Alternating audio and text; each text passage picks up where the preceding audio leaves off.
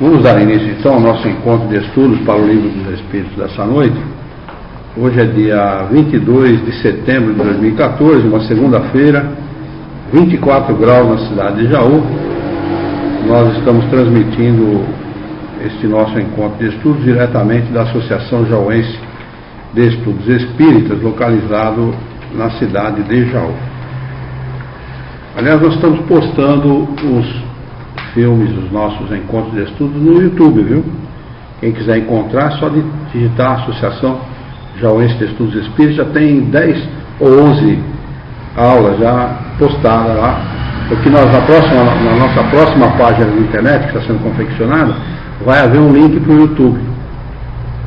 Então, o pessoal que quiser assistir alguma aula, tanto vai ter no site como vai ter no YouTube. Já vai ter dois links, um no Facebook e outro no YouTube? Vai ter mais link. Vai ter do Facebook, do YouTube e mais um que eu não me lembro qual é agora, mas vão ter três links, se eu não me engano. Muito bem. Nós estamos então estudando o capítulo 4, Pluralidade das Existências, no seu item 7, Parentesco, Filiação, questão de número 203. E a pergunta de Kardec aos espíritos superiores, na questão 203, é a seguinte: os pais transmitem aos filhos uma porção de sua alma, ou nada mais fazem do que lhes dar a vida animal, a que uma nova alma vem juntar depois à vida moral? Todos entenderam a pergunta? Está claro? Isabel? Está claro? Denise? Você está balançando assim mais ou menos? Sim. Está claro? Tá. Se não tiver, a gente pode destrinchar melhor a pergunta. A pergunta dele é se os pais transmitem aos filhos uma porção da alma deles, ou se somente a parte genética, a vida animal, a qual uma nova alma, um outro espírito que rigorosamente não tem nada a ver em termos de individualidade, não em termos de ligação, né? A ligação sempre existe, de alguma maneira, mas em termos de individualidade, não tem nada a ver com os pais, seria uma alma distinta dos pais, uma individualidade. Essa é a pergunta de Kardec aos espíritos. Por isso que ele fala, uma nova alma vem juntar depois à vida moral. Resposta: somente a vida animal, porque a alma é indivisível. Um pai estúpido pode ter filhos inteligentes e vice-versa. Então, rigorosamente, o que o pai e a mãe fornecem para os filhos é exatamente o corpo físico. Absolutamente isso. Nada mais. A gente constata isso por aí. Como? A gente constata isso aí por aí. Se você começar a observar, você vai ver que rigorosamente o filho só descende geneticamente dos pais, né? E às vezes recebe como herança alguma má formação congênita ou algum defeito genético qualquer que vai acabar eclodindo mais para frente como uma doença qualquer e tal. Mas rigorosamente só isso, porque a individualidade não tem nada a ver como criação dos pais. Não é uma criação dos pais, e sim um espírito, uma individualidade. Eu quis dizer que o Wagner e a Juliana estão presentes, estão desejando uma boa noite a todos, e o nosso querido Rafael está presente hoje, aqui conosco, aqui na sede da associação, fazendo parte fisicamente, presencialmente do nosso... Gostou do presencialmente? O Rafael está lá em Goiás. A quantos quilômetros, Rafael? 950? 950 quilômetros. Hoje ele está aqui presencialmente. É porque ele não incorporou idade ainda não. Está para desenvolver a bicorporeidade, ainda não. Muito bem. Questão de número 204. Desde que tivemos muitas existências, o parentesco remonta às anteriores? Resposta: não poderia ser de outra maneira. Embora o espírito tenha muitas existências, o parentesco tem a ver, sim, tem ligação com as encarnações anteriores. Tem a ver, porque o espírito ele se liga a um determinado planeta por questões de afinidade. Não poderia ser de outra maneira. Ele tem alguma ligação, existe alguma razão para ele reencarnar ou encarnar em um determinado planeta. A Juliana está fazendo uma pergunta: pai, por que Kardec faria esse tipo de questão como a 203 se a resposta é tão óbvia? Fala, ela é óbvia para nós nesse momento, porque a gente lida com esse assunto e a gente tem uma certa intimidade, né, com esse assunto. Mas imagine você, em meados do século retrasado, né, que não se sabia da existência dos espíritos. Ele está na questão número 203, a primeira edição teve 501 perguntas e respostas, 501 perguntas e respostas, quer dizer, não se sabia da existência dos espíritos, nem como eles existiam, nem como era a sociedade, como era a relação social entre eles, nem a natureza, nem a origem, não se sabia absolutamente nada, não é? E a Bíblia diz assim, que o pecado dos pais será punido até a terceira geração. Não é isso que diz a Bíblia? Vocês já leram isso? O que significa isso? Que o pecado dos pais será, a primeira geração será punida, ou seja, os filhos, a segunda geração será punida e a terceira geração será punida também, não é? Mas a tradução correta é: o pecado dos pais será punida na segunda ou terceira geração, o que significa dizer na reencarnação do próprio pai. Essa é a tradução correta que está lá no livro do Celestino, né? Severino Celestino da Silva. Essa é a tradução correta. Mas como você tem uma tradução errada que leva a reflexões erradas, essa resposta, essa pergunta não é tão lógica assim, a resposta não é tão óbvia assim. Kardec queria saber: somos individualidades ou não? O pai gera um corpo e também do pai e da mãe vem uma parte do espírito, ou o pai também destina uma parte do seu espírito e a mãe também, ou é uma individualidade? Ele precisava fazer essa pergunta. Uma pergunta que é feita até hoje é com relação à família que tem 3, 4 filhos. Se eu dei a criação igual para todos, por que um é diferente? Por que um age de uma tal maneira e outro não? Acho que tem a ver com isso. Tem a ver com isso também, é claro. A resposta está aqui, porque cada um é uma individualidade. Então, geneticamente é igual, porém... São parecidos fisicamente, né? São parecidos fisicamente, existe uma semelhança física em todos os aspectos, e eles são inteiramente diferentes na questão do caráter, da personalidade de cada um. Você tem uma família de 5 filhos, 4 são bons, estudiosos, trabalhadores, então um é bandido. É a ovelha negra da família, né? Não, às vezes é a ovelha mais do que negra, viu? Ela é tresmalhada, então negra não é. Né? Quer dizer, eu estou falando assim, porque acontece mesmo, e os espíritos explicam isso. Aquele espírito pediu para reencarnar naquela família como oportunidade de evolução, né? Então está explicado, é uma individualidade também. Não tinha a mesma evolução daquela família, era um espírito mais atrasado do ponto de vista moral e pediu aquilo como oportunidade, né? Às Então, vezes não tem nada a ver o espírito com aquela família. Pode ser. Pode ser, mas a família aceita como uma tarefa, como uma missão. Sim, porque aí pode ser que seja a primeira vez que ele vai reencarnar naquela família. Pode ser a primeira vez que ele reencarnou nesse mundo. Né? Ou a segunda vez, a terceira vez, o espírito é atrasado do ponto de vista moral. Você ia fazer alguma pergunta? Eu? É. Eu ia perguntar por que o espírito pede para nascer de madrugada? Por que ele pede para nascer de madrugada? 4, não só. Quádruplo. 4 crianças nascem de madrugada. Por que ele pede para nascer de madrugada? Eu acho que isso tem mais a ver com a gestação do que propriamente com o desejo do espírito de nascer nessa ou naquela hora. Que rigorosamente não tem nada a ver com não incide em nada.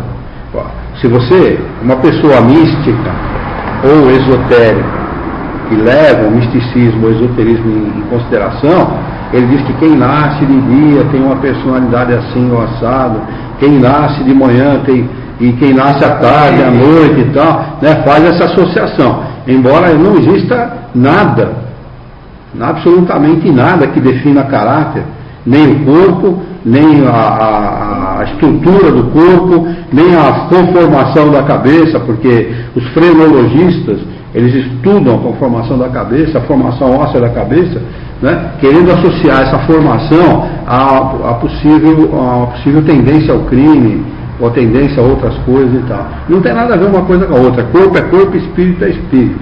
Num corpo muito bonito, muito lindo, uma mulher muito bonita, um homem muito bem apessoado, pode estar ali encarnado um crápula. Rigorosamente não entendi, absolutamente. Mas não tem nada a ver com a solicitação do espírito. Tem mais a ver com o físico e com o espírito. Eu entendi a pergunta dela. Uma de madrugada ou uma drogada? Drogada! Peraí, eu entendi. De madrugada. Não, peraí. Então aí já a conversa é outra. Porque tá, entendi uma drogada, uma mãe drogada, 4 crianças. Eles podem estar aí na condição de espíritos tarefeiros que vão ajudar essa senhora a mudar de comportamento, porque não? Eu conheço, nós temos um caso. Nós temos mas olha, escute e preste atenção como tem sentido. Nós temos um caso próximo de casa, bem próximo, de uma pessoa que até foi conhecida das nossas filhas, tem mais ou menos a mesma idade, vizinha nossa, de uma rua paralela, que ao ter o primeiro filho, larga tudo para trás, tudo que ela tinha vivido para trás, droga e outras coisas, e se torna uma pessoa inteira, uma mãe dedicadíssima, boa mãe, boa esposa e tal. Essa conseguiu ficar 4 anos sendo isso.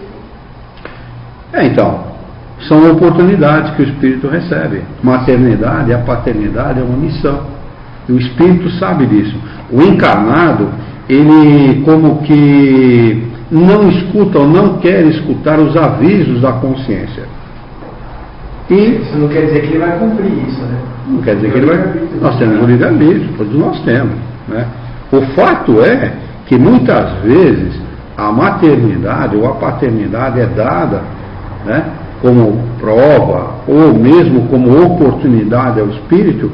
O espírito mal barata essa oportunidade e depois, numa encarnação, quer engravidar de qualquer jeito e não consegue. Nós temos N exemplos aí na nossa sociedade de mulheres que querem engravidar e absolutamente não conseguem. Gastam fortunas para engravidar e não conseguem. Aí é o oposto. Ou seja, é a maternidade ou a ausência da maternidade como prova. A Juliana está fazendo uma pergunta aqui. É verdadeiro, não tinha pensado por esse lado, que é aquela questão da obviedade da pergunta e da resposta dos espíritos. Depois em seguida ela fala, algo que influencia muito o nascimento é a mudança da fase da lua, mas aí tem a ver com o físico, né, e não com o espírito. Isso é provado cientificamente, nascem muito mais bebês na lua cheia e nova. Olha, tá vendo? Transmimento de pensação, hein? Olha, o time está completo hoje, mas que coisa extraordinária. Estamos com lateral direito, back, goleiro, defesa, completíssimo, viu?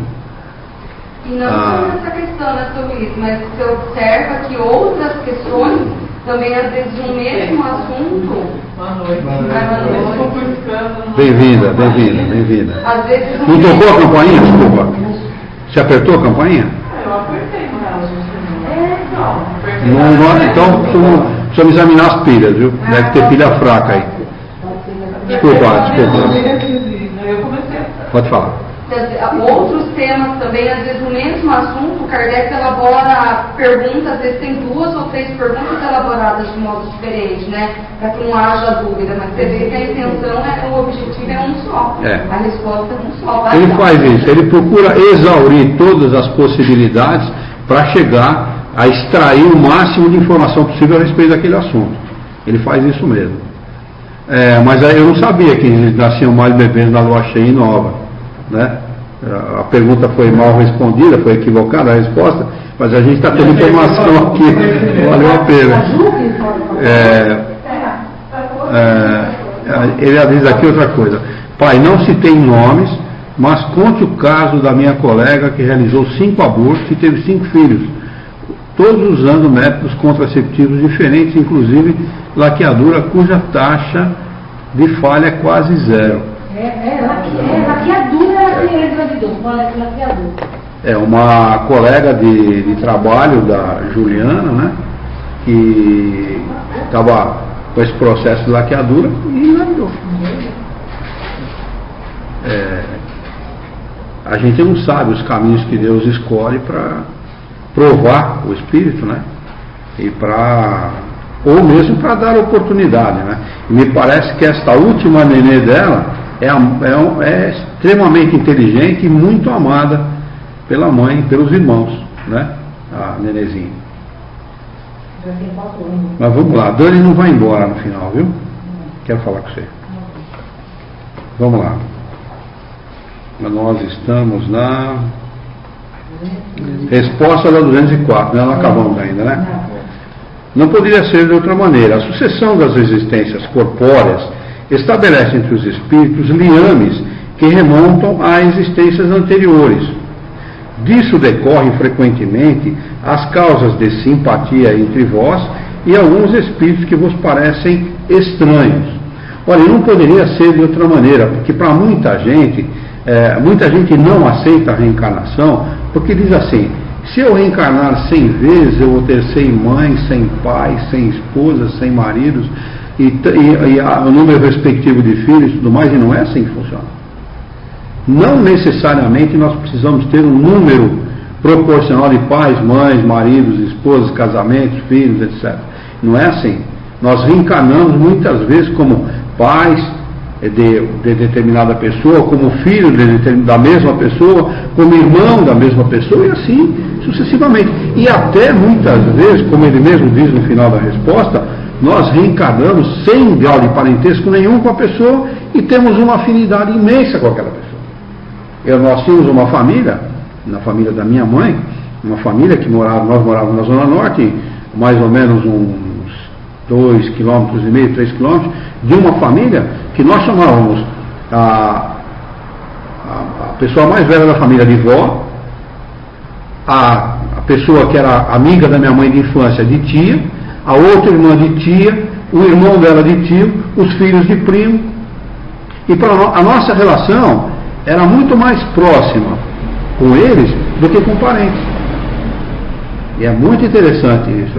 Essa afinidade era uma afinidade natural. Não havia nada de forçado. Ela simplesmente, a minha mãe com essas 2 pessoas, essas 2 senhoras, se conheceram na infância e se tornaram amigas e cresceram juntas, e depois uma casou, se separaram, uma foi morar num lugar, outra em outro, mas não se perdeu a afinidade, né? Então, não necessariamente nós temos um número recíproco de pais, mães, filhos, etc., por causa do número de encarnações. Não é assim. Nós encarnamos e reencarnamos próximo de pessoas com as quais nós somos afim e com as quais nós estabelecemos relações de outras encarnações e temos com as quais deveres e responsabilidades. Quando a gente desencarnar também, a gente vai encontrar com pessoas que não são, têm certas afinidades espíritos e de outras encarnações que não estão na mesma encarnação. Não estão na mesma encarnação, podem até estar encarnados, por exemplo, do outro lado do mundo. Nós somos brasileiros, eles são japoneses, chineses. E a gente se encontra durante o solo do corpo físico. Né? Essa relação podem muitas vezes nem estar encarnados, estarem em estado de erraticidade ou habitando outros planetas, etc. Né? Mesmo encarnado, quando a gente sonha, às vezes, né? Acontece muito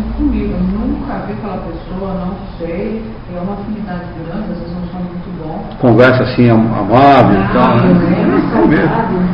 Tem mesmo. É isso mesmo. Muito bem. Questão de número 205. Segundo certas pessoas, a doutrina da reencarnação parece destruir os laços de família, fazendo-as remontar às existências anteriores. Resposta: ao invés de destruir, ela os amplia, né? Baseando-se o parentesco em afeições anteriores. Os laços que unem os membros de uma mesma família são menos precários. A reencarnação amplia os deveres da fraternidade, pois o nosso vizinho ou o nosso criado pode encontrar-se um espírito que foi do vosso sangue. A afinidade pode ser com um parente, com um vizinho, com um amigo, com um conhecido, com um aluno, com um professor, bom, enfim, qualquer um, né? Qualquer um, independentemente, né? Então, a gente vê que a reencarnação, ao invés de destruir os laços de afeição, ele estreita os laços de afeição. Os cientistas também estão descobrindo a reencarnação também hoje. É. Como é que é o nome dele? Lara? Lanza, Lanza, Robert Lanza. Robert Lanza. Você viu? Robert Lanza, ele é um dos cientistas mais velhos que ainda estão vivos, encarnados, né? Para nós encarnados. E ele estudava uma área da ciência e passou a estudar a ciência física quântica. E ele declara, sem nenhuma sombra de dúvida, que a reencarnação existe sim, e que ao deixar o corpo, algo sobrevive. Bom, grande novidade para nós. E habita outros mundos. E habita outros mundos. 205A. Ela diminui, entretanto, a importância que alguns atribuem à sua filiação, porque você pode ter tido como pai um espírito que pertencia a uma outra raça, ou que tivesse vivido em condições bem diversas. Resposta: é verdade, mas essa importância se baseia no orgulho. O que a maioria honra nos antepassados são os títulos, a classe, a fortuna. Esse curaria de haver tido por avô um sapateiro honesto, esse vangloria de descender de um nobre debochado, para não falar desonesto, né? Kardec é muito polido, né? Mas digam ou façam o que quiserem, não impedirão que as coisas sejam como são, porque Deus não regulou as leis da natureza pela nossa vaidade. Questão de número 206. Desde que não há filiação entre os espíritos dos descendentes de uma mesma família, o culto dos antepassados seria uma coisa ridícula? Resposta: seguramente não, porque devemos sentir-nos felizes de pertencer a uma família na qual se encarnam espíritos elevados. Embora os espíritos não procedam uns dos outros, não tem menos afeição pelos que estão ligados a ele por laços de família, porque os espíritos são frequentemente atraídos a esta ou àquela família por causa de simpatias ou ligações anteriores. Mas acreditai que os espíritos de vossos antepassados não se sentem absolutamente honrados com o culto que lhes atribuais por orgulho. Seu mérito não recai sobre vós, senão na medida em que vos esforçais por seguir os bons exemplos. Somente assim a vossa lembrança lhes pode ser não agradável, mas até mesmo útil. Podemos passar para o próximo item? Então vamos lá. Item 8. Semelhanças físicas e morais. Questão de número 207. Os pais transmitem aos filhos quase sempre semelhança física. Transmitem também semelhança moral? Resposta: não, porque se trata de almas ou espíritos diferentes. O corpo procede do corpo, mas o espírito não procede do espírito. Entre os descendentes das raças nada mais existe do que a consanguinidade. Cai na questão 103 de novo, né? É isso mesmo, né? Às vezes é muito óbvio para nós, mas é muito importante tratar desses assuntos, porque o que acontece aqui é que nós estamos estudando uma ciência, e a ciência não pode deixar brecha, não pode existir ideias desconexas. As ideias elas têm que estar ligadas, né? De tal forma que se fechem os elos e não fique nada, não fique nenhuma ponta solta, nenhuma ideia pendente. Por isso que ele faz e refaz uma pergunta, muitas vezes de maneira semelhante, mas que não deixe ponta solta, que a ideia se feche. Né? Qual o significado dessa palavra, Sr. Luiz? Consanguinidade? Consanguinidade, descendente do mesmo sangue. 207A. Aliás, na realidade, isto é uma maneira, vamos dizer assim, do nosso mundo de falar a respeito da ligação física entre as pessoas. Porque, às vezes, o sangue do pai é A positivo e do filho é O negativo. Quer dizer, nem o sangue é semelhante. Né? E se a gente for ver, às vezes... Mas é genético, você puxa lá de trás. Né? Não. Aí vai estar ligado pela genética, né? A formação genética é igual, né? Se examinar geneticamente, vão ser bastante semelhantes. Mas eu estou me referindo à consanguinidade, porque o homem sempre deu muito importante. Não, eu sou sangue de fulano. Tem sangue azul, né? Mas é isso que as pessoas falam mesmo. Ah, não, você é plebeu, você não tem sangue azul, né? Ou seja, você não descende de um homem. Né? Então, se a gente for levar em conta só a consanguinidade, muitas vezes nem o sangue é igual. Se você for examinar o sangue do pai, o sangue do filho... Eu estou lendo um livro de um cientista, ele fala sobre os genes. E a criança, ela combina 27 bilhões de genes. Ela pode fazer combinação. Então você imagina, então não existe um gene igual ao outro, não existe uma combinação de uma criança que seja igual da outra. Então você combina 27 bilhões de genes, você imagina quantas probabilidades de combinação é possível.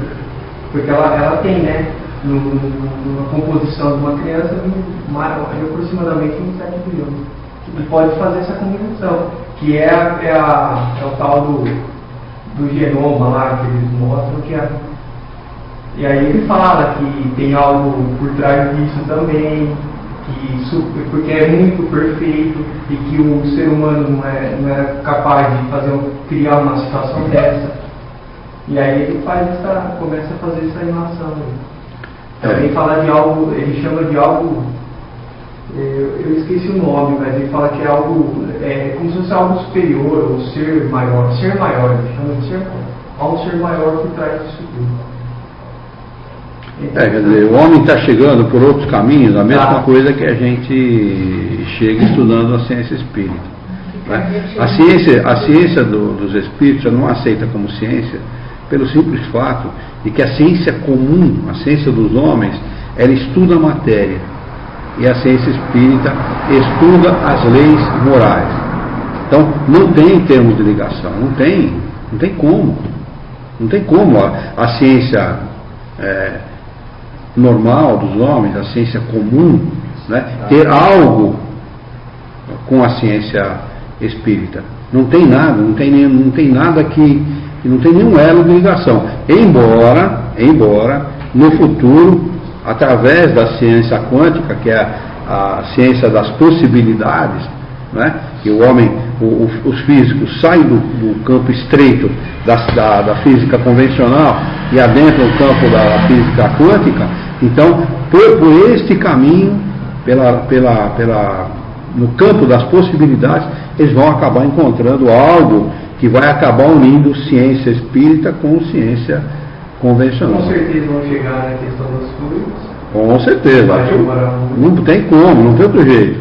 Aquela tal aquele reator que eles criaram na Inglaterra, que tem uns 15 quilômetros, não sei, uma coisa assim, que eles estão atrás da partícula de Deus e tal, né? Isso é loucura.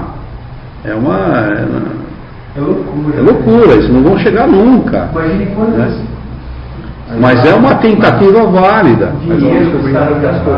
É uma tentativa válida, porque eles estão acelerando, eles estão fazendo uma aceleração atômica, né, para tentar chegar na partícula única, né? Ou seja, a chamada partícula de Deus, aquela que dá origem a toda a matéria. Sabe quando eles vão chegar nisso? Nunca, porque tem que saber, porque eles têm que entender de fluido, que é o elemento, né, de onde nasce todas as coisas. O elemento de onde se cria a matéria. A física quântica, por exemplo, já sabe que a origem do ser individual que existe dentro de cada um de nós não tem origem na matéria. O Robert Lanza fala exatamente isso.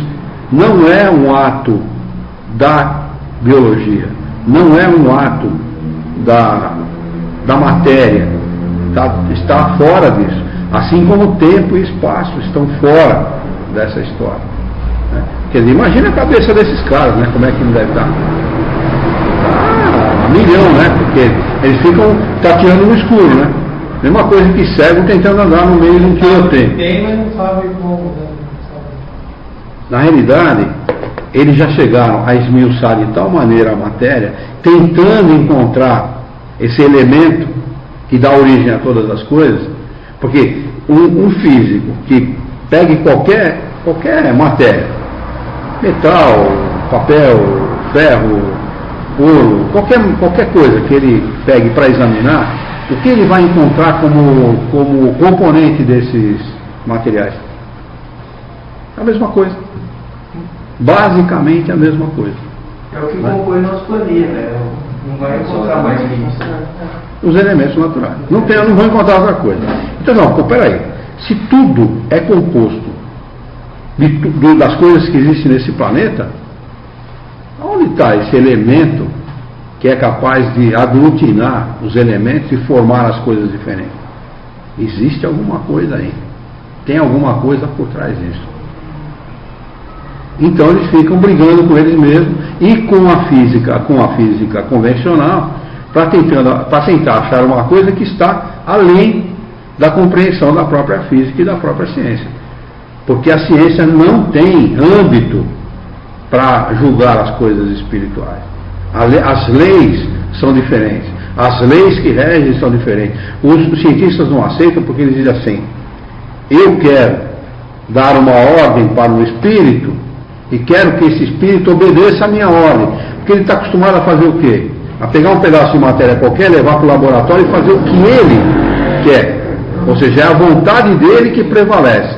E quando ele faz uma experiência com os espíritos, ele está fazendo uma experiência com o quê? Com algo inerte, como um pedaço qualquer de matéria, ou está fazendo uma experiência com algo que tem vontade, inteligência e pensamento? Aí que está a grande diferença. Então ele não consegue entender. Ele fala: peraí, se ele não quer me responder é porque isso é falso. Eles chegam a essa conclusão.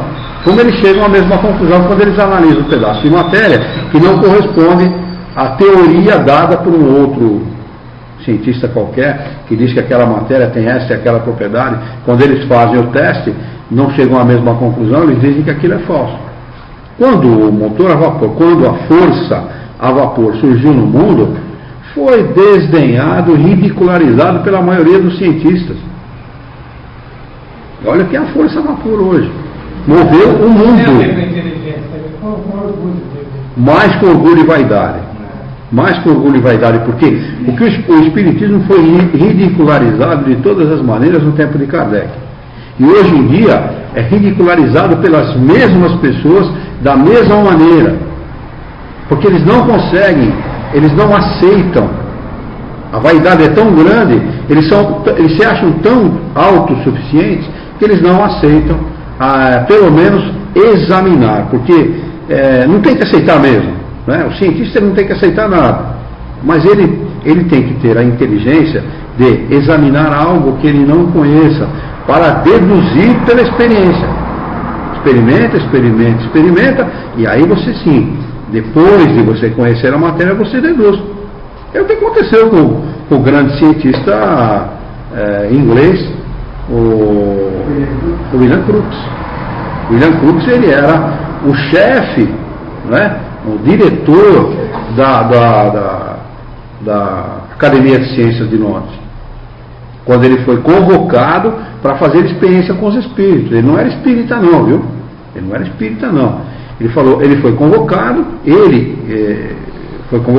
a pessoa dele, porque ele era renomadíssimo, inclusive tinha o título de Sir, que é o título dado a pouquíssimas pessoas na Inglaterra, a rainha, o rei que dá esse título para algumas pessoas, né?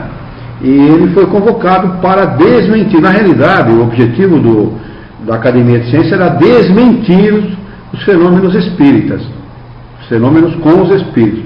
Convoca o William Crookes convoca um grupo de cientistas renomados dentro da Academia de Ciências. E o que a Academia de Ciências fala? Bom, agora a gente vai desmascarar esses malandros. Agora nós desmascaramos os malandros. Alguns meses depois, ele chega na Academia de Ciências, depois de fazer as suas experiências, anotar experiência por experiência, com o rigor científico da época e tal, né, que era muito rigoroso, inclusive. Ele falou: tem que dar a seguinte declaração: os fenômenos são verdadeiros. Aí desmorona, quem desmorona? A Academia de Ciências de Londres, né? Então é assim, quer dizer, o William Crookes, o que ele era? Além de um grande cientista, foi ele que descobre o quarto estado da matéria, que é o plasma radiante, né? Era um grande cientista. Além de ser um grande cientista, era desprovido de preconceito. Então não tinha ideias preconcebidas a respeito dos fenômenos espíritas. Ele vai e faz a pesquisa como um cientista inteligente, humilde e desejoso de aprender. O que ele encontra é verdade. Agora, o que fazem os outros? Isso é coisa de gentinha, de quem não tem o que fazer, de maluco. É isso que eles falam. Saíram com ele nas costas, né? Saindo com ele nas costas, é claro. Porque se você vai contra a vaidade, o orgulho e o preconceito da grande maioria, o que acontece? Compra a briga da feia. Mas vamos lá. Seguindo nós. 207A. De onde vêm as semelhanças morais que existem às vezes entre os pais e os filhos? Respostas: são espíritos simpáticos, atraídos pela afinidade de suas inclinações. Fácil de entender isso, né? Não tem muita dificuldade, não. Questão de número 208. O espírito dos pais não exerce influência sobre o do filho após o nascimento? Resposta: exerce e muito, pois, como já dissemos, os espíritos devem concorrer para o progresso recíproco. Pois bem, o espírito dos pais tem a missão de desenvolver o dos filhos pela educação. Isso é para ele uma tarefa. Se nela falhar, será culpado. Então a responsabilidade é séria, é grave. Ele está no estatuto da escola, né? Ele está no estatuto da escola, da criança e do adolescente. Olha, na realidade, se um dia for Deus, eu mando o filho para a terra com manual. Porque a coisa é terrível. Manual, recall, tudo. A coisa é terrível. Recall principalmente, né? Manda de volta que está com defeito. Mas brincadeiras à parte, o fato é o seguinte: isso aqui é um curso, o filho é um curso adiantado de evolução. O filho é exatamente isso. Você tem um filho, você tem a possibilidade de adiantar muito a sua evolução se você souber trabalhar, se empenhar no sentido de educá-lo e de fazer tudo o que é possível e o impossível, na maioria das vezes, para poder ajudar esse espírito a evoluir também. É nosso dever? Você tem que, a partir do momento que você tem um filho, você deixa de ser você mesmo. Você deixa de ter direito a priorizar a sua própria vida. Você tem que priorizar a vida do seu filho. Essa é a realidade. Você perde o direito de priorizar a sua vida. Se você tiver que deixar de comprar uma coisa para priorizar as necessidades do seu filho, você tem que fazer isso. Se você tiver que deixar de comprar uma outra coisa qualquer, um brinquedo qualquer, sei lá, uma necessidade qualquer sua, porque o seu filho amanhã depois vai precisar de dinheiro, você é obrigado a fazer aquilo. Limpeza, higiene da casa, higiene pessoal, higiene física, enfim, tudo aquilo que envolve um lar e uma família é de obrigação dos pais fazer pelos filhos para que eles tenham o melhor. Porque amanhã depois, se eles não derem certo, problema deles, nossa responsabilidade nós cumprimos. Partindo para o lado da educação, muita gente conversa com muitos psicólogos, às vezes até fala, né? Você não é forçar a criança, mas você expor ela a situações de leitura, escrita, pintar, rabiscar, essas coisas, né? Eles muito falam assim, a criança tem que ter tempo ao tempo. Eu já discordo. Eu acho assim, se você tem a oportunidade de pôr ela em situações que ela possa aprender, possa agregar, eu acho que é válido. Sim, ela tem que ter tempo para ela brincar, mas ela também tem que ter contato com coisas assim que vai desenvolver a atividade dela. Tipo, a entrar na escola muito cedo. Tem muita gente que repreende. Eu não vejo por esse lado. Até a última discussão que estava tendo com uma psicóloga da Alzira, que ela falou de um filho de um amigo lá, que eles sempre tiveram condições boas, o pai sempre viajou o mundo, e o filho hoje tem 11 anos de idade e ele tem dificuldade de se adaptar à escola. Por quê? Ele tem um conhecimento muito amplo, muito vasto, que a educação não preenche a exigência dele. A exigência mental dele, a inteligência. Então ele tem uma dificuldade muito grande de se adaptar à escola. Mas assim, você tem que procurar. Mas eu não acho que isso é motivo para o pai não ter feito por ele o que ele fez. Eu acho que está certo. Mas eu eu faço pela Maria Clara. Eu gosto de comprar os livros para ela estar rabiscando, fazendo, lendo. Ela não sabe ler, não sabe escrever. Se você falar letra por letra, ela escreve. Ela sabe o alfabeto inteiro. Mas assim, estou adiantando ela, tem 4 anos? Eu acho que não.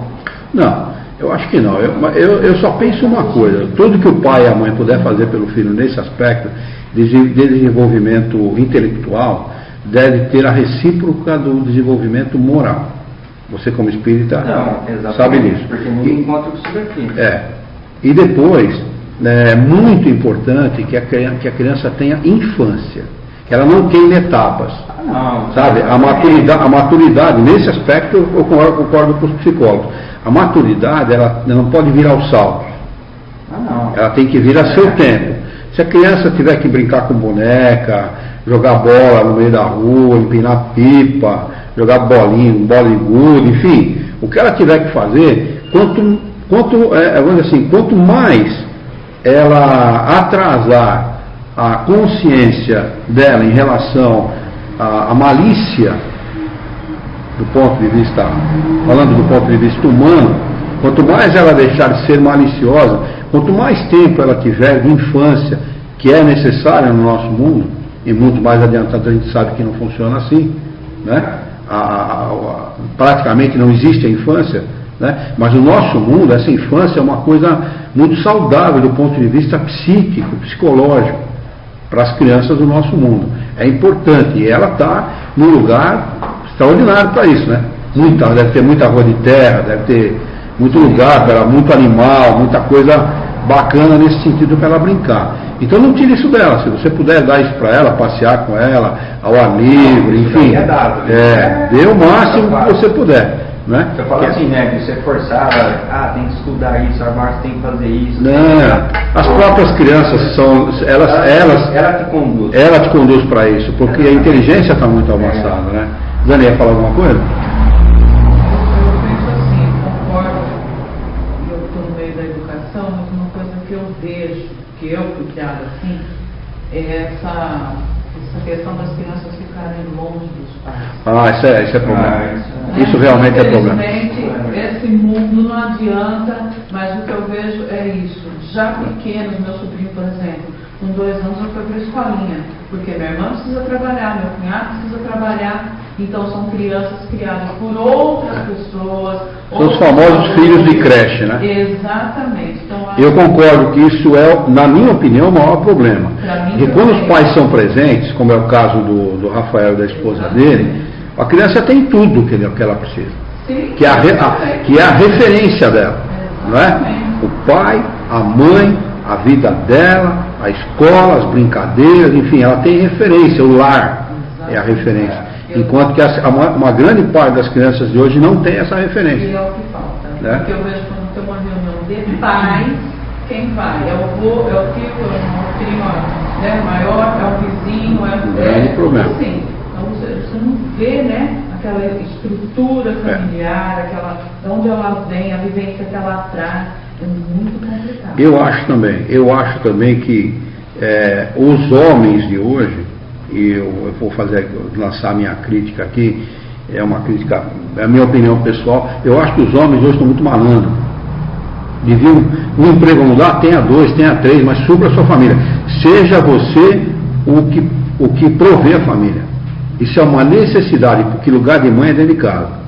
Isso é a minha opinião pessoal. Eu, quando casei com ela, falei, olha, a mulher minha não trabalha, a não ser que nós estivermos passando grave necessidade, aí não tem outro jeito, mas se for grave a necessidade, se não, eu vou cortar a cana, mas você vai ser mãe, porque o mais importante no lar não é o pai é apenas o provedor, o mais importante é a mãe, é a esteira, o esteio, desculpe, não a esteira, o esteio, é a viga mestra do lar. E toda pessoa tem como referência a mãe.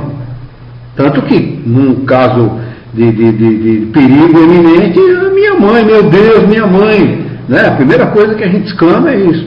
Né? Então eu acho que nós estamos cometendo essa grande estupidez, de tirar essa referência da criança. E quando a criança perde a referência da família, ela perde toda a referência. Né? Perde a referência com disciplina, perde a referência com história de família, história familiar, né? Exemplo, perde a maior referência de qualquer pessoa, que é de onde você é. Muitas vezes, antes de responder de onde você é, diz, sou filho de fulano e de ciclana. Não é assim que as pessoas fazem? Por quê? Porque a primeira referência é a família, e não o local. O local pouco importa. Então, meus pais têm vários alunos que vai o pai e a mãe, fazendo questão. Claro. Como você vê a diferença do aluno? É claro, evidente. Esses são os primeiros da classe. Estão Né? lá, estão presentes, o filho acompanha, enquanto outros, não deu pra mim, eu não sei e tal. Olha, eu vim com meu sobrinho, que é minha irmã. Aí você vê a diferença dessa criança, desse comportamento. E depois, a criança fica vulnerável a uma série de coisas que ela não precisaria estar vulnerável. Embora, mesmo com o pai e com a mãe junto, muitas vezes a criança está vulnerável. Porque a gente não sabe quem está por perto da gente. Muitas vezes a criança sofre agressões sexuais e físicas até pelos próprios parentes. Né? Mas se o pai e a mãe estiver próximo, essa possibilidade fica reduzidíssima. Né? Porque o pai e a mãe estão de olho em cima. Né? A minha mãe, por exemplo, ela é rigorosa nesse aspecto. Minha mãe jamais admitiu que meu pai ficasse de cueca em casa. Jamais. Nós tínhamos duas irmãs. Era eu de homem, mais 2 mulheres. Então ela era rigorosa. Meu pai era pai das 2. Não era padrasto, não. Era pai. Né? Jamais admitiu isso. E, por exemplo, eu conheço gente que pai anda de cueca na casa inteira e quando não toma banho com a porta do banheiro aberta. Quer dizer, são valores que se desagregaram da família. E são valores necessários. Porque isso tem a ver, não é com falso moralismo, não é isso que eu estou falando. Isso tem a ver com disciplina. E se tem uma coisa que a criança precisa e gosta, é de disciplina.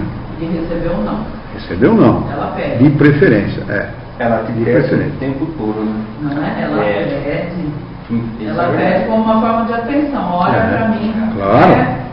Estou vindo, né? Olha eu aqui. É isso mesmo. Disciplina é fundamental. Para qualquer um. Né? Que dirá para uma criança que está tateando na vida, ela está ensaiando para a vida, ela não sabe muito bem como são as coisas. Né? O que eu devo fazer em tal situação? Porque a criança normalmente, o que ela faz? Ela pergunta por quê. Não é? Essa é a grande pergunta da criança. Ah, você precisa estudar, minha filha. Por quê? Você precisa ser uma boa pessoa. Por quê? Você precisa ser honesta. Por quê? Você no futuro você vai ser uma mãe, você vai ter filhos. Por quê? Não é qualquer resposta. Não, dependendo do grau, do nível de intelectualidade de uma criança, não é qualquer resposta que satisfaz, não. Né? E você fala uma resposta agora, dependendo do que você falar depois, daqui umas horas. Ah, mas você não falou que era assim? O dedinho em riste, ó. O dedinho em riste apontando para o pai ou na mãe, né? Mas o que você falou não cabe nos dias de hoje. Não cabe. A mãe tem que ajudar o pai no sustento da família. Tem que ajudar o pai porque o cara é malandro. Ele quer trabalhar 4 horas por dia, de preferência 2, e dormir 4, e dormir 6. Você é um pedreiro que trabalhou o próprio dia. Para. O pedreiro tem que ter aquilo que o serviço dele como pedreiro oferece. O cara quer ter carro do ano, pô, peraí. A prioridade é filho. A prioridade não é o carro. Me desculpe, cada um tem sua opinião, eu tenho a minha opinião pessoal. Eu acho que então é preferível não ter filho. Então não tenha filho. Eu acho. Então não tem. Então não tem. Para ser omisso não tem. Não, o que está sendo discutido, cara, é a questão do consumismo. Primeiro carro, depois a família. Porque um carro, dito pela boca de uma especialista, filha, já vou atender você, viu? Dito pela boca de um especialista, um carro desses carros populares, 0 quilômetro, entre prestação do carro, seguro, combustível e manutenção, ele fica mais ou menos algo em volta de R$ 1.200, R$ 1.300 por mês. Por mês. Outro dia tem um sujeito pintando o portão em frente de casa, pintor, e ele estava com um carro popular, 0 quilômetro, parado lá com o rádio no outro mundo. Eu não tenho nada contra quem queira ter o seu carro, absolutamente. Só que eu acho que primeiro a família, primeiro os filhos. Isto é primeiro lugar na nossa vida. Na minha vida, pelo menos, a prioridade sempre foi meus filhos. Nós ficamos, eu e ela, ficamos exatos 6 anos sem comprar uma peça de roupa, sem sair para um restaurante, sem ir para coisa nenhuma. Porque a gente estava fazendo a casa, ou a gente comprava roupa em restaurante, ou a gente pagava a escola das meninas. Então, não vamos comprar roupa, acabou. Eu não estou me colocando como exemplo não, mas eu acho que a gente tem que traçar nossas prioridades. Prioridade é o filho, prioridade é a família. Eu acho assim, você pode ter a vida que você quiser, desde que você chegue em casa e tenha tempo para dar atenção para o seu filho. Eu trabalho, o trabalho me exige muito, mas a hora que eu piso dentro de casa, eu dou atenção para ela, vou brincar com ela, chega no final de semana, vamos sair, vamos brincar. Claro. Qualidade, não quantidade. E você está num período que isto marca de tal forma o filho que no futuro você vai ser a referência dela. Não deixa de ser. Vai ser a referência dela. Deixa eu ver o que a Juliana está perguntando. Pai, mas será que esse espírito que nessa encarnação é mulher, que decidiu trabalhar fora, ter profissão, se destacar em sua área, não deveria ter feito dessa forma para evoluir, adquirir conhecimento? Perfeitamente. É a decisão de cada um, decisão pessoal de cada um. Cada um tem o direito legítimo, inalienável, de decidir aquilo que quer. Isso é inalienável. Agora, a partir do momento em que se tem uma relação sexual e que dessa relação sexual nasce uma criança, a prioridade é a criança. Trabalho é segundo lugar, diversão é segundo lugar, posse de coisas materiais é segundo lugar, tudo é segundo lugar, ou terceiro lugar. Prioridade é o filho. Isso é prioridade, acabou. Então não tenha filho. É a mesma coisa que o sujeito ter um cachorro, ter um animal, um pet qualquer, certo? E não cuidar. Ele fica com ele enquanto ele é bonitinho e depois joga na rua. E a responsabilidade, como é que fica? Porque tem muito filho que está nessa condição, de estar jogado. Né? O pai e a mãe alimentam com dinheiro, porque tem posses materiais. A Juliana é testemunha disso que eu estou falando. Ela tinha uma amiga aqui de Jaú, estudava numa escola, numa das melhores escolas aqui de Jaú, onde ela estudava também, tá certo? Tanto que ela não precisou fazer cursinho por causa dessa escola, ela era aplicada nos estudos, não precisou fazer cursinho, entrou numa federal, sem fazer cursinho, essa criatura estudava junto com ela, a criança vinha todo dia, criança digo, porque tinha 15 anos na época, 14, 15 anos, e vinha todo dia chorando na escola, drogada. Sabe qual era naquela época? Eu estou falando de 20 anos atrás, 1994 foi a virada do dinheiro, não foi? Foi 96 isso, por aí mais ou menos, 95, 96, aproximadamente. Tá? A criança recebia R$ 1.500 por mês de mesada. Mesada. Sabe lá o que é isso, gente? Uma criança com 15 anos, quanto é R$ 1.500? Quanto equivale hoje? 3, 4 mil reais hoje? Em termos de poder aquisitivo? Quer dizer, o pai e a mãe irresponsável, embora gente com profissão liberal, viu? Tá? Quer dizer, ou seja, não é gente sem esclarecimento, não, gente esclarecida, comprava a criança com dinheiro, dane-se, você vive a vida que você quiser, eu te dou tudo que você quer, não é? O dinheiro não compra tudo o que quer, essa é a ideia dos caras, né? E, no entanto, ela não tinha o que mais ela precisava e o que mais ela queria, que era o amor, a companhia, a orientação, o pai e a mãe em volta dela. Esse é um bom exemplo, esse é um grande exemplo. Porque, às vezes, algum detalhe na vida da criança, um detalhezinho assim, ó, faz toda a diferença na formação dessa criatura no futuro. Um detalhezinho. Uma coisa imperceptível, pequenininha. Que o pai e uma mãe atento coíbem no momento certo.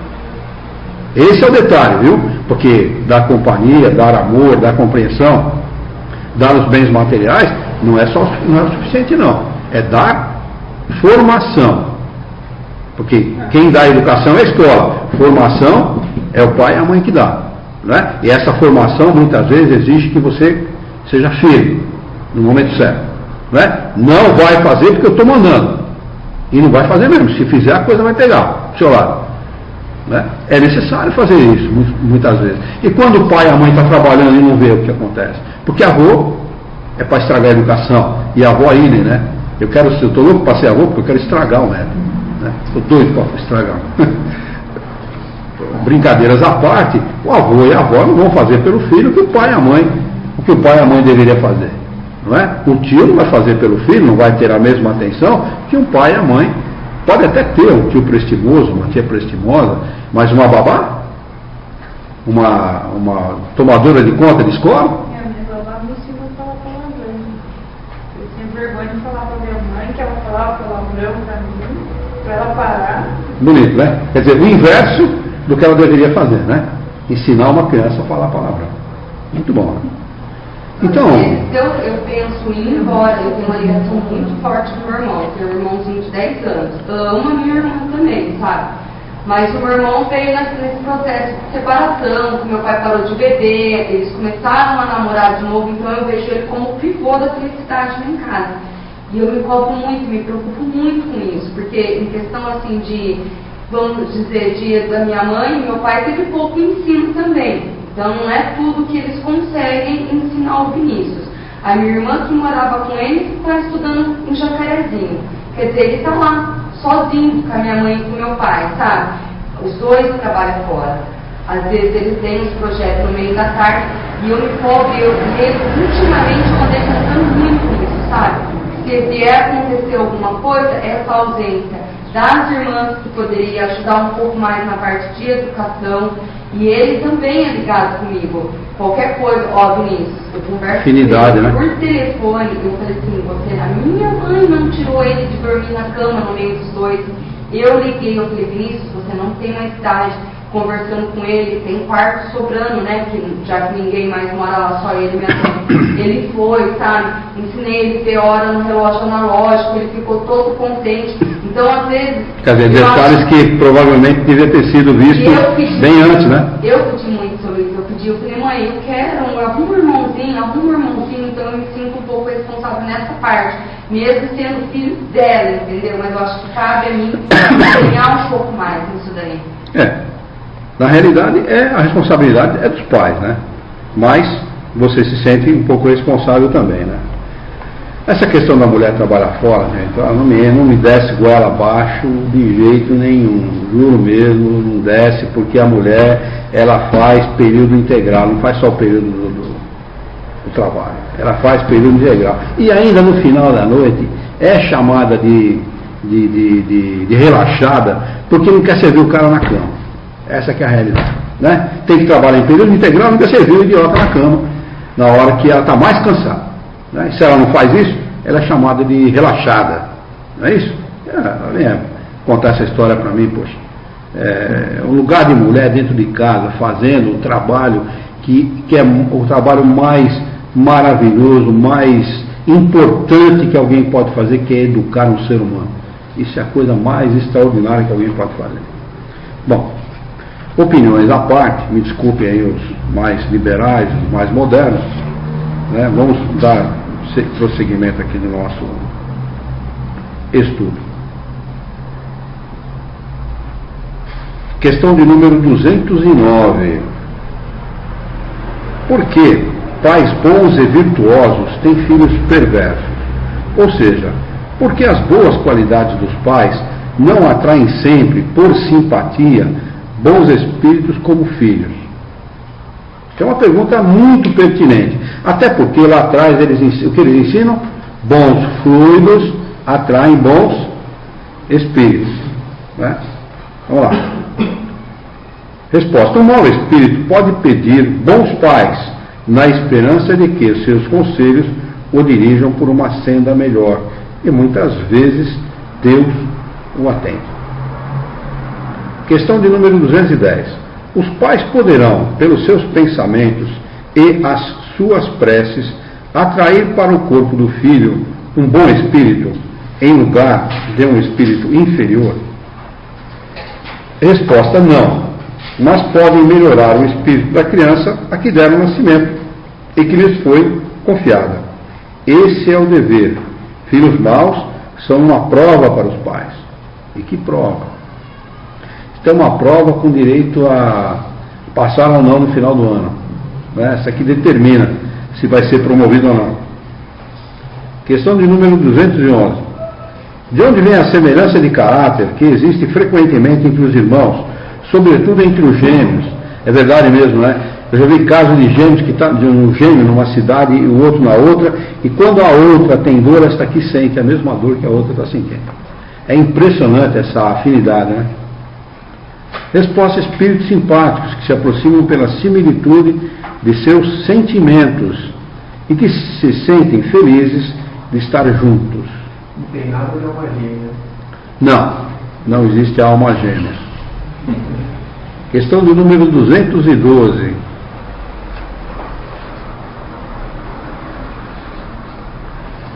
Questão de número 212.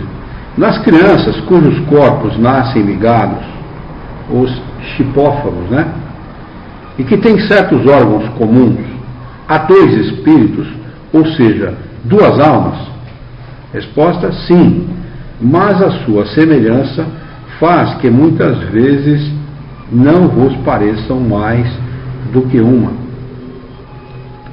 Então ali estão encarnados dois espíritos distintos e não um só. Questão de número 213.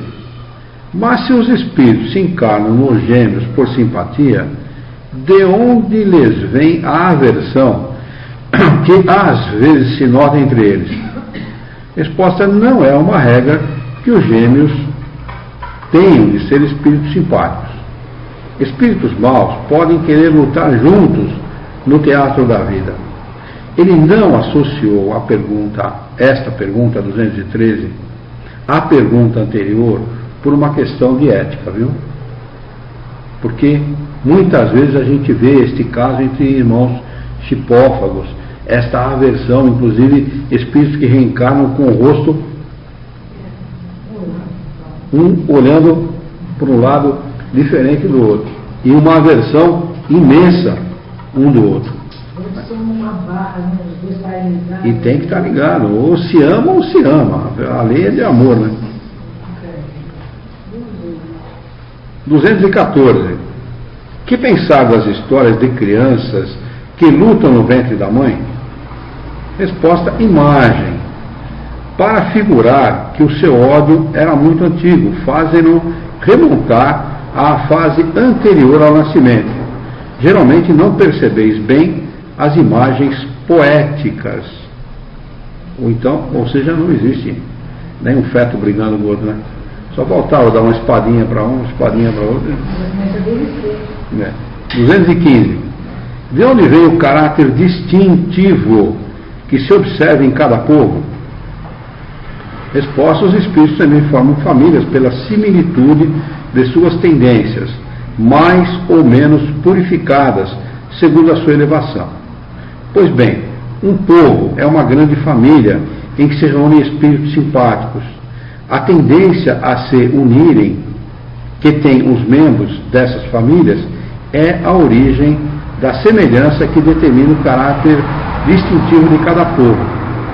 Acreditas que espíritos bons e humanos procurarão um povo duro e grosseiro? Não. Os espíritos simpatizam com as coletividades como simpatizam com os indivíduos, procuram o seu meio. Questão de número 216. O homem conserva em suas novas existências os traços do caráter moral das existências anteriores. Então trata-se de traços do caráter moral, e não traços de caráter físico, hein? Por favor. Resposta: sim, isso pode acontecer, mas ao melhorar-se, ele se modifica. Sua posição social também pode não ser a mesma. Se de senhor ele se torna escravo, suas inclinações serão muito diferentes e teríeis dificuldades em reconhecê-lo. O espírito sendo o mesmo nas diversas encarnações, suas manifestações podem ter de uma para outra certas semelhanças.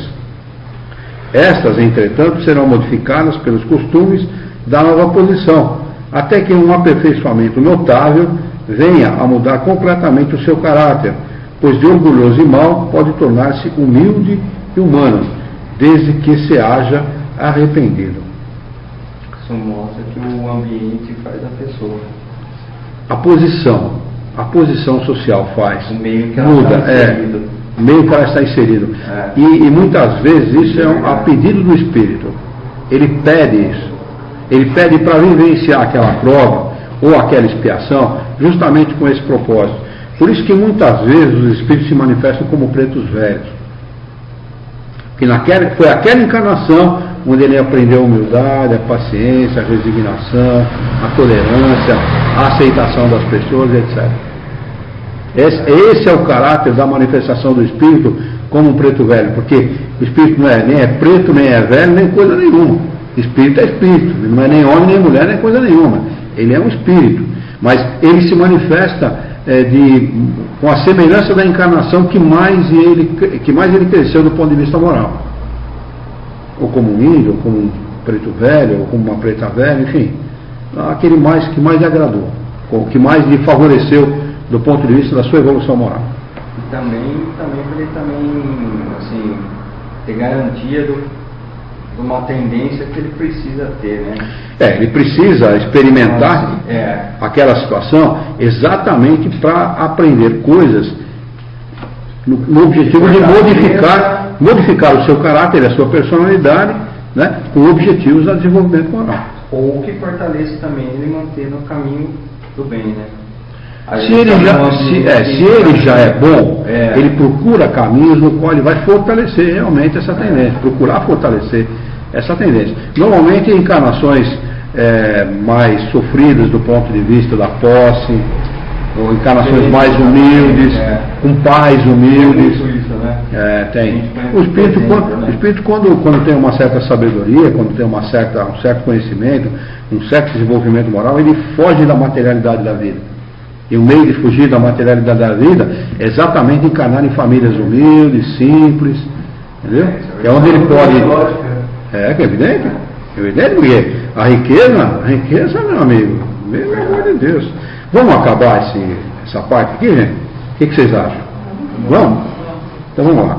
217 é um pouquinho longa, mas pelo menos a gente encerra essa parte. Nas suas diferentes encarnações, o homem conserva os traços do caráter físico das existências anteriores. Resposta: para ficar bem claro aqui para os romancistas de plantão, o corpo é destruído e o corpo novo não tem nenhuma relação com o antigo. Quem está respondendo é um espírito superior. Tá? Então não tem nada a ver uma coisa com a outra. Entretanto, o espírito se reflete no corpo. O espírito se reflete no corpo. Ou seja, a sua personalidade, o seu caráter, a sua maneira de ser, pode imprimir no corpo a sua maneira de ser. Especialmente quando, de uma encarnação para a outra, o estado de erraticidade é curto. Ele vem com tendências, com manifestações muito próximas daquela que ele teve na sua última encarnação, quanto ao caráter, personalidade, maneira de se expressar e etc. E embora seja apenas matéria, é modelado pelas qualidades do espírito, que lhe imprime um certo caráter, principalmente ao semblante, sendo, pois, com razão, que se apontam os olhos como espelho da alma, o que quer dizer que o rosto, mais particularmente, reflete a alma. Porque há pessoas excessivamente feias, que, no entanto, têm alguma coisa que agrada, quando encarnam um espírito bom, sensato, humano, enquanto há belos semblantes que nada te despertam ou até mesmo provocam a tua repulsa. Poderias supor que só os corpos perfeitos envolvem espíritos mais perfeitos que eles? Quando encontras todos os dias homens de bem sob aparências disformes? Sem uma parecença pronunciada, a semelhança dos gostos e das tendências pode dar, portanto, aquilo que se chama um ar de conhecido. Então, o corpo não tem nada a ver com o desenvolvimento moral e intelectual de um espírito. No corpo disforme, como ele está dizendo aqui, pode estar encarnado um espírito bom, enquanto que num corpo perfeito, do ponto de vista da estética, da beleza física, está encarnado um espírito sem expressão evolutiva nenhuma. Acrescenta o seguinte comentário, Kardec acrescenta o seguinte comentário: o corpo que reveste a alma numa nova encarnação, não tendo nenhuma relação necessária com o anterior, pois que pode provir de origem muito diversa, seria absurdo supor-se uma sucessão de existências ligadas por uma semelhança apenas fortuita. Não obstante, as qualidades do espírito modificam quase sempre os órgãos que servem para as suas manifestações. Atentem para esse comentário. Não obstante, as qualidades do espírito modificam quase sempre os órgãos que servem para as suas manifestações, imprimindo no rosto e mesmo no conjunto das maneiras um cunho distintivo. Olha que interessante. Interessantíssimo, na minha opinião, interessantíssimo. É assim que, sob o envoltório mais humilde, pode encontrar essa expressão da grandeza e da dignidade, enquanto sob o ato do grande Senhor, vence algumas vezes o da baixeza e da ignomínia. Certas pessoas, saídas da mais ínfima posição, adquirem sem esforços os hábitos e as maneiras da alta sociedade, parecendo que reencontram o seu elemento, enquanto outras, malgrado seu nascimento e a sua educação, estão ali sempre deslocadas. Como explicar esse fato de outra maneira, senão pelo reflexo daquilo que o espírito foi? Nós temos um caso aqui na sociedade, do filho de uma companheira nossa, que nunca ele foi ensinado nem nada, e ele tem maneiras super delicadas, é um homem, e homem mesmo, com H maiúsculo do ponto de vista sexual, ele é heterossexual, não é efeminado não, ele come com toda delicadeza, tem uma finesse extrema ao se alimentar e ao se postar na mesa, ao se relacionar com as pessoas, pessoa muito, vamos dizer assim, sensata sob todos os pontos de vista. É muito interessante isso. E a família simples, uma família que não leva essas coisas em consideração e nunca ensinou a ele a ser dessa maneira. É interessante isso, né? Vamos marcar aqui o dia 22 de 9 de 2014, o item 9, ideias inatas, para a gente retomar na próxima.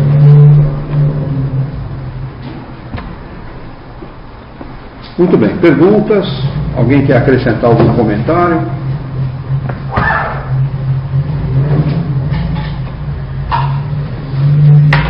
Todo mundo bem? Vamos fazer a nossa prece então? Vamos unir então os nossos pensamentos. Vamos procurar nos abster de todos os pensamentos e preocupações que nos ligam à vida exterior, para mentalizar a figura excelsa e amiga de Jesus, o nosso mestre, amigo, modelo e guia da humanidade, para juntos com o mestre Jesus nós mentalizarmos e nos aproximarmos da figura do Criador, procurando agradecê-lo muito pela oportunidade que tivemos nesta noite de estudarmos as questões propostas por Kardec aos espíritos superiores. Queira a vossa misericórdia que tenhamos bom ânimo, coragem, determinação, ideias renovadas, alegria de viver e muito entusiasmo para que nós possamos trabalhar e dignificar a vida e, sobretudo, orientá-la por um profundo e sincero respeito ao nosso próximo. Em teu nome, Senhor, em nome de Jesus, em nome dos bons espíritos, em nome do nosso diretor espiritual e de sua equipe, de todos os encarnados que participaram do nosso encontro de estudos dessa noite, nós o declaramos encerrado.